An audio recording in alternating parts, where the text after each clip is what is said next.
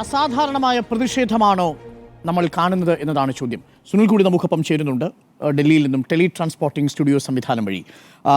P S Sunil, പല ഘട്ടങ്ങളിലും C P യുമായിട്ട് ഇടഞ്ഞിട്ടുണ്ട്. Palakkad brewery വരെ വരുന്ന വിഷയത്തിൽ ഈ സർക്കാരിൻ്റെ കാലത്താണ് വലിയ പ്രതിഷേധം സി പി ഐയുടെ ഭാഗത്തു നിന്നുണ്ടായി. പക്ഷേ ഇന്നിപ്പോൾ നമ്മൾ ആ വിശദീകരണം ചോദിക്കുന്ന സമയത്ത് കുടിവെള്ളവുമായി ബന്ധപ്പെട്ട വിഷയത്തിൽ എന്തെങ്കിലും വിഷയം വരട്ടെ, ജലചൂഷണവുമായി ബന്ധപ്പെട്ട വിഷയം വരട്ടെ, അപ്പോൾ ആ നിലപാട് എന്താണെന്ന് നിങ്ങൾ അറിയും എന്നാണ് പറയുന്നത്. അപ്പോൾ തത്വത്തിൽ അതൊക്കെ പരിഹരിച്ചു, അതൊക്കെ അനുനയിപ്പിച്ചു എന്നാണ് നമ്മൾ മനസ്സിലാക്കുന്നത്. അതുകൊണ്ടാണല്ലോ ഏകജാലക ക്ലിയറൻസിലേക്ക് അത് വന്നിരിക്കുന്നത്. ഇപ്പോൾ ഇതാ PM-ശ്രീ പദ്ധതിയിൽ സി പി ഐയുടെ എതിർപ്പ് നമ്മൾ ഇതേവരെ കഴിഞ്ഞ 9 വർഷത്തിനിടയിൽ LDF-ൽ കാണാത്ത തരം ഒരു പ്രതിഷേധമാണോ ഇപ്പോൾ കാണുന്നത്? തീർച്ചയായും ഇവിടെ ഒരു രാഷ്ട്രീയ മര്യാദയുടെ ഒരു പ്രശ്നമുണ്ട്. CPI എന്ന് പറയുന്നത് ഈ മന്ത്രിസഭയിലെ ഏറ്റവും വലിയ രണ്ടാമത്തെ പാർട്ടിയാണ്. CPIM-ന് 62 സീറ്റേ ഉള്ളൂ കേരളത്തിൽ. അപ്പോൾ CPI-യുടെ കൂടി പിന്തുണയിലാണ് ഈ സർക്കാരിൻ്റെ ഭരണം മുന്നോട്ട് പോകുന്നത്. ആ അർത്ഥത്തിൽ CPI-യെ കൂടി വിശ്വാസത്തിലെടുത്ത് വേണം ഇതുപോലൊരു രാഷ്ട്രീയ വിഷയത്തിൽ സർക്കാർ തീരുമാനമെടുക്കേണ്ടിയിരുന്നത്. അക്കാര്യത്തിൽ യാതൊരു സംശയവുമില്ല. അതുകൊണ്ട് ഇവിടെ ഒരു രാഷ്ട്രീയ മര്യാദയുടെ വിഷയമുണ്ട് എന്നതാണ് CPI പ്രധാനമായും ചൂണ്ടിക്കാണിക്കുന്നത്. CPM ആയാലും CPI ആയാലും ഈ രണ്ട് പാർട്ടികളുടെയും ഇക്കഴിഞ്ഞ പാർട്ടി കോൺഗ്രസുകളിൽ അവതരിപ്പിച്ച രാഷ്ട്രീയ പ്രമേയത്തിൽ വളരെ കൃത്യമായി ദേശീയ വിദ്യാഭ്യാസ നയത്തെയും ഒപ്പം തന്നെ ഈ PM-ശ്രീ പദ്ധതിയെയും വളരെ ശക്തമായി എതിർക്കുന്നുണ്ട്. ഈ രണ്ട് പദ്ധതികളും സംസ്ഥാനങ്ങളുടെ ഫെഡറൽ തത്വങ്ങൾക്ക് മേലുള്ള കടന്നുകയറ്റമാണ്, ഫെഡറൽ അവകാശങ്ങൾക്ക് മേലുള്ള കടന്നുകയറ്റമാണ് എന്നത് വളരെ കൃത്യമായി പറയുന്നുണ്ട്. അപ്പോൾ ഏത് സാഹചര്യത്തിലാണ് ഈ PM-ശ്രീ പദ്ധതി ഒപ്പിടാനായി CPM ഇത്തരത്തിൽ തിടുക്കം കാണിച്ചത് എന്ന കാര്യത്തിലാണ് ഇപ്പോൾ പ്രധാനപ്പെട്ട ഒരു തർക്കം CPI-ക്കിടയിലും CPM-നിടയിലും നിലനിൽക്കുന്നത്, കേരളത്തിൽ LDF-നിടയിൽ നിലനിൽക്കുന്നത്. PM-ശ്രീ പോലൊരു പദ്ധതി തീർച്ചയായും ഒരു രഹസ്യമായി പോയി ഒപ്പിട്ട് രഹസ്യമായി നടപ്പാക്കേണ്ടിയിരുന്ന ഒരു പദ്ധതിയല്ല. ഇതൊരു പൊളിറ്റിക്കൽ വിഷയമായതുകൊണ്ട് തന്നെ ഇക്കാര്യത്തിൽ കൂടുതൽ ജാഗ്രത CPIM കാട്ടേണ്ടതായിരുന്നു. LDF-ൽ ഈ വിഷയം ചർച്ച ചെയ്തുകൊണ്ട് എന്തുകൊണ്ട് ഈ PM-ശ്രീ പദ്ധതി ഒപ്പിടണം എന്നതിൻ്റെ ഒരു ആവശ്യകത മറ്റ് പാർട്ടികളെ കൂടി ബോധ്യപ്പെടുത്തേണ്ടതായിരുന്നു എന്ന കാര്യത്തിൽ യാതൊരു തർക്കവുമില്ല. അതിവിടെ ഉണ്ടായില്ല. 2 തവണ മന്ത്രിസഭാ യോഗം ചേർന്നു. 2 തവണ മന്ത്രിസഭാ യോഗത്തിലും ഇക്കാര്യത്തിൽ ശക്തമായ വിയോജിപ്പ് CPI-യുടെ ഭാഗത്തു നിന്നുണ്ടായി എന്നാണ് ഞാൻ മനസ്സിലാക്കുന്നത്. LDF യോഗത്തിൽ ചർച്ച നടത്തി ഈ വിഷയങ്ങൾ പരിഹരിക്കാം എന്ന് CPI-ക്ക് കൃത്യമായി ഉറപ്പ് അന്ന് സർക്കാർ നൽകിയിരുന്നു. പക്ഷേ LDF യോഗം വിളിച്ചില്ല. LDF യോഗത്തിൽ ഈ വിഷയം ചർച്ച ചെയ്തില്ല. ഇന്ന് CPI ആയാലും മറ്റ് സഖ്യകക്ഷികളായാലും അറിയുന്നത് ഈ PM-ശ്രീ പദ്ധതി ഒപ്പിട്ട ശേഷമാണ് ഇങ്ങനെയൊരു നടപടി സർക്കാർ സ്വീകരിച്ചത് എന്നാണ് ഇപ്പോൾ CPI ഉൾപ്പെടെയുള്ള പാർട്ടികൾ അറിയുന്നത്. അതാണ് ഇന്ന് ബിനോയ് വിശ്വം പറഞ്ഞത്. അസ്വാഭാവികമായ അസാധാരണ നീക്കം CPIM നടത്തി. എന്തിനു വേണ്ടി ഇങ്ങനെ ഒരു നീക്കം നടത്തി എന്നത് ബിനോയ് വിശ്വം ചോദിക്കുന്നത്. അതിന് അസ്വാഭാവികമായ നീക്കം എന്നാണ് ബിനോയ് വിശ്വം ചൂണ്ടിക്കാണിച്ചത്. തീർച്ചയായും ആ ഒരു അർത്ഥത്തിൽ മന്ത്രിസഭയിലെ രണ്ടാമത്തെ കക്ഷിയായ CPI ഉയർത്തിയിരിക്കുന്ന ആശങ്ക അല്ലെങ്കിൽ CPI ഉയർത്തിയിരിക്കുന്ന പ്രതിഷേധം, CPI നടത്തിയിരിക്കുന്ന ഇന്നത്തെ വാർത്താ സമ്മേളനം ഒരു അസാധാരണ നീക്കം തന്നെയാണെന്ന കാര്യത്തിൽ യാതൊരു സംശയമില്ല. ഏതായാലും ഈ വിഷയത്തിൽ ഇനി CPI എങ്ങനെ മുന്നോട്ട് പോകും എന്നത് നമ്മൾ കാത്തിരുന്ന് കാണണം.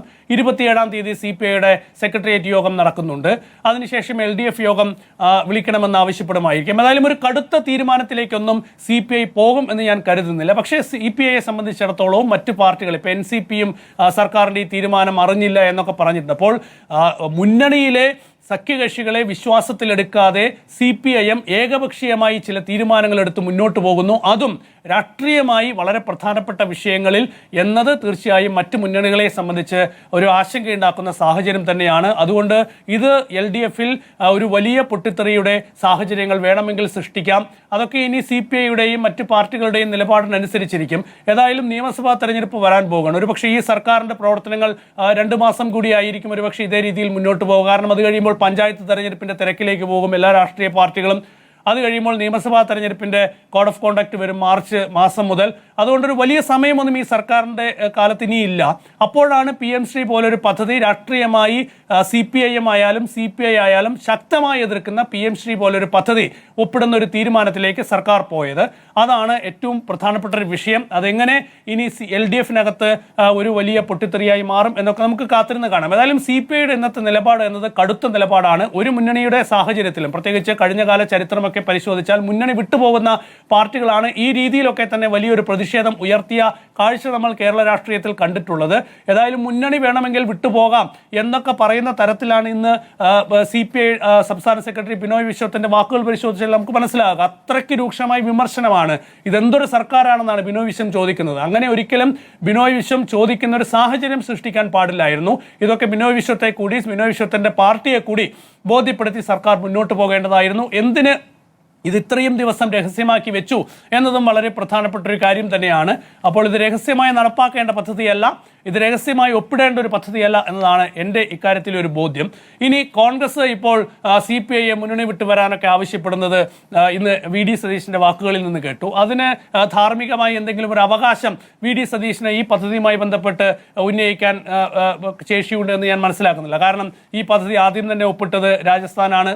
അതിനുശേഷം ഹിമാചൽ പ്രദേശിൽ കോൺഗ്രസ് ഭരിക്കുമ്പോഴാണ് ഈ പദ്ധതി ഒപ്പുവെച്ചത്. പിന്നീട് 2 സംസ്ഥാനങ്ങൾ കൂടി നടപ്പാക്കുന്നുണ്ട്, കർണാടകത്തിലും അതുപോലെ തന്നെ തെലങ്കാനയിലും. അതിപ്പോൾ അതിന് മുൻപുള്ള സർക്കാരുകളുടെ കാലത്താണ് എന്ന് നമുക്ക് വാദിക്കാം. ഏതായാലും കോൺഗ്രസിന്റെ 4 സംസ്ഥാനങ്ങളിലും ഈ പദ്ധതി PM-ശ്രീ പദ്ധതി നടപ്പാക്കുന്നുണ്ട്. കേരളത്തിലേക്ക് വന്നു കഴിഞ്ഞാലും കേരളത്തിലെ 47 വിദ്യാഭ്യാസ സ്ഥാപനങ്ങളിൽ ഇതിനകം PM-ശ്രീ നടപ്പാക്കുന്നുണ്ട്. അത് കേന്ദ്രീയ വിദ്യാലയങ്ങളിലും നവോദയയിലും ഒക്കെ തന്നെ ഈ പദ്ധതി നടപ്പാക്കുന്നുണ്ട്. ആ പദ്ധതി കഴിഞ്ഞ 3 വർഷമായി ഈ വിദ്യാഭ്യാസ സ്ഥാപനങ്ങളിൽ തുടരുന്ന ഒരു പദ്ധതി തന്നെയാണ്. ഏതായാലും ഇന്ന് ശിവൻകുട്ടി വളരെ തന്ത്രപരമായി നീക്കം എന്നൊക്കെ ഇക്കാര്യത്തിൽ പറഞ്ഞു. മാത്രമല്ല ദേശീയ വിദ്യാഭ്യാസ നയം നടപ്പാക്കില്ല എന്നുകൂടി പറഞ്ഞിട്ടുണ്ട്. പക്ഷേ ഈ MOAയുടെ തുടക്കത്തിൽ തന്നെ ഇത് ദേശീയ വിദ്യാഭ്യാസ നയം നടപ്പാക്കണം എന്ന് പറയുന്നുണ്ട് MOAയിൽ. എങ്ങനെയായിരിക്കും ഇനി ഇതൊക്കെ സർക്കാർ മുന്നോട്ട് കൊണ്ടുപോവുക എന്ന് നമുക്ക് കാത്തിരുന്ന് കാണാം. ഏതായാലും തെരഞ്ഞെടുപ്പ് വരുന്ന ഈ ഒരു സാഹചര്യത്തിൽ ഇങ്ങനെയൊരു നീക്കം നടത്തിയത് തീർച്ചയായും രാഷ്ട്രീയമായി സർക്കാരിന് എത്രത്തോളം ഗുണം ചെയ്യും എന്ന കാര്യത്തിൽ എനിക്ക് ആശങ്കയുണ്ട്. കാരണം BJPയും CPIയും തമ്മിൽ ഒരു അന്തർധാര സജീവമാണ് എന്നൊക്കെയാണ് വലിയ രാഷ്ട്രീയ വിമർശനം, പ്രത്യേകിച്ച് കഴിഞ്ഞ ലോക്സഭാ തെരഞ്ഞെടുപ്പിന് ശേഷം LDF പ്രത്യേകിച്ച് CPIM ഒക്കെ തന്നെ കേരളത്തിൽ നേരിടുന്നത്. അപ്പോൾ അങ്ങനെ ഒരു സാഹചര്യമുണ്ട്. കാരണം കഴിഞ്ഞ ലോക്സഭാ തെരഞ്ഞെടുപ്പിൽ സുരേഷ് ഗോപിയുടെ വിജയം, മറ്റു പല സ്ഥലങ്ങളിലും BJP 1ാം സ്ഥാനത്തെത്തിയ ഒരു സാഹചര്യം, ഇതൊക്കെ തന്നെ രാഷ്ട്രീയമായി CPMനെ പ്രതിരോധത്തിലാക്കുന്ന ഒരു സ്ഥിതി നിലവിലുണ്ട്. ആ ഒരു ഘട്ടത്തിലാണ് തിടുക്കം കാട്ടി ഇങ്ങനെയൊരു ഒപ്പുവെക്കൽ ഉണ്ടായത് എന്നത് തീർച്ചയായും പ്രത്യേകിച്ച് മലബാർ മേഖലയിലൊക്കെ തന്നെ ന്യൂനപക്ഷ വോട്ടുകളിൽ ഒരു ആശയക്കുഴപ്പമുണ്ടാക്കാനുള്ള സാധ്യതയുണ്ട് എന്നുകൂടി ഞാൻ ഈ ഘട്ടത്തിൽ ചൂണ്ടിക്കാണിക്കാൻ ആഗ്രഹിക്കുകയാണ്. ഏതായാലും ഈ ഒരു PM-ശ്രീ പദ്ധതി ഒപ്പിട്ട രീതി ശരിയായില്ല എന്ന കാര്യത്തിൽ എനിക്ക് വളരെ ശക്തമായൊരു അഭിപ്രായമുണ്ട്. ഇക്കാര്യത്തിൽ LDFിലെ എല്ലാ കക്ഷികളെയും ബോധ്യപ്പെടുത്തി അവരുമായി സംസാരിച്ച് എന്ത് സാഹചര്യത്തിൽ ഇങ്ങനെയൊരു നീക്കം നടത്തണം എന്ന കാര്യം അവർ ബോധ്യപ്പെടുത്തേണ്ടതായിരുന്നു. തീർച്ചയായും പണം ആവശ്യമാണ്, കാരണം അതൊരു റിയാലിറ്റിയാണ്. ഈ ഒരു PM-ശ്രീ പദ്ധതി ഒപ്പുവയ്ക്കാത്തത് കൊണ്ട് കേരളത്തിന് 1500 കോടി രൂപ നഷ്ടപ്പെടുന്നു എന്നുള്ളത് ചെറിയ കാര്യമല്ല. ജൂൺ മാസത്തിൽ അടുത്ത അധ്യയന വർഷം ആരംഭിക്കും. അപ്പോൾ വിദ്യാഭ്യാസ സ്ഥാപനങ്ങളിൽ കേന്ദ്ര സർക്കാർ പണം നൽകിയില്ല, അതുകൊണ്ട് നിങ്ങൾക്ക് യൂണിഫോം ഇല്ല, നിങ്ങൾക്ക് ഉച്ചക്കഞ്ഞിയില്ല, അല്ലെങ്കിൽ നിങ്ങൾക്ക് മറ്റടിസ്ഥാന സൗകര്യങ്ങളില്ല, പെൻസിലില്ല, റബ്ബർ ഇല്ല എന്ന് പറഞ്ഞിരിക്കാൻ സർക്കാരിന് സാധിക്കില്ല. മറ്റ് പല പദ്ധതികളുടെ കാര്യത്തിലും ഇങ്ങനെ ഒരു പ്രതിസന്ധിയുണ്ട്. ചില സംസ്ഥാനങ്ങൾക്ക് അംഗീകരിക്കാൻ കഴിയാത്ത നിബന്ധനകൾ മുന്നോട്ട് വെച്ചുകൊണ്ട് സംസ്ഥാനങ്ങളെ സാമ്പത്തികമായി ഞെരുക്കുന്ന കേന്ദ്ര നയം മറ്റ് പല പദ്ധതികളിലുമുണ്ട്. അങ്ങനെ ഒരുപാട് പണം സംസ്ഥാന സർക്കാരിന് കിട്ടാനുണ്ട്. നോക്ക്, കേന്ദ്ര വിഹിതത്തിന് വേണ്ടി കേരള സർക്കാരിന് സുപ്രീം കോടതിയിൽ പോകേണ്ട സ്ഥിതി വന്നില്ലേ?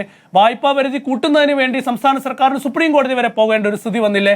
അപ്പോൾ ഇത്തരമൊരു സ്ഥിതിയുണ്ട്. അപ്പോൾ ഇനി PM-ശ്രീ പദ്ധതി നടപ്പാക്കില്ല എന്നത് പറഞ്ഞതുകൊണ്ട് ഇനി SSA വഴി കേരളത്തിന് കിട്ടേണ്ട 1500 കോടി രൂപയ്ക്ക് വേണ്ടി ഇനി സർക്കാരിന് സുപ്രീം കോടതി വരെ കേസ് നടത്തേണ്ടി വരുമോ? അങ്ങനെ നടത്തി എന്നീ പൈസ കിട്ടും? അപ്പോൾ ഇതൊരു വളരെ പ്രധാനപ്പെട്ട ഒരു വിഷയമാണ്. പണം എന്നുള്ളത് വളരെ പ്രധാനപ്പെട്ട വിഷയമാണ്. കേരളത്തിന്റെ വികസന രംഗത്ത്, സ്കൂൾ വിദ്യാഭ്യാസ രംഗത്ത് കേരളം വളരെ ശക്തമായി മുന്നോട്ട് പോകുന്നുണ്ടെങ്കിൽ പോലും അത് അതുപോലെ തന്നെ മുന്നോട്ട് കൊണ്ടുപോകാനും അതിൻ്റെ അടുത്ത ലെവലിലേക്ക് ഇത് ഉയർത്തിക്കൊണ്ടുപോകാനും ഒക്കെ തന്നെ സാമ്പത്തിക ആവശ്യമുണ്ട്. അപ്പോൾ ആ ആവശ്യത്തിന് തീർച്ചയായും ചില വിട്ടുവീഴ്ചകൾ സംസ്ഥാന സർക്കാരിനും നടത്തേണ്ടി വരും. അതിൻ്റെ ഭാഗമായിട്ടാണ് സർക്കാർ ഇങ്ങനെയൊരു നീക്കം നടത്തിയതെന്നാണ് ഞാൻ വിശ്വസിക്കുന്നത്. പക്ഷേ അപ്പോഴും അങ്ങനെയൊരു തീരുമാനമെടുക്കുമ്പോൾ ഇത്രയും പൊളിറ്റിക്കൽ സെൻസിറ്റീവായൊരു വിഷയത്തിൽ പൊളിറ്റിക്കലി 2 പാർട്ടികളുടെയും പാർട്ടി കോൺഗ്രസും ദേശീയ നേതൃത്വവും ഒരു നിലപാടെടുത്തിരിക്കുന്ന ഒരു വിഷയത്തിൽ CPIM, CPI പോലുള്ള പാർട്ടികളെ വിശ്വാസത്തിലെടുക്കാതെ അവരെ ഈ കാര്യങ്ങൾ ബോധ്യപ്പെടുത്താതെ ഈ ഒരു തീരുമാനവുമായി മുന്നോട്ട് പോയതിൽ തീർച്ചയായും ഒരു അസ്വാഭാവികതയുണ്ട് എന്ന CPIയുടെ വിമർശനം അത് നിലനിൽക്കുന്നതാണ്. അതുകൊണ്ട് ഇതൊരു അസാധാരണ പ്രതിഷേധം തന്നെയാണ് CPI ഉയർത്തിയിരിക്കുന്നതെന്നാണ് എൻ്റെ അഭിപ്രായം.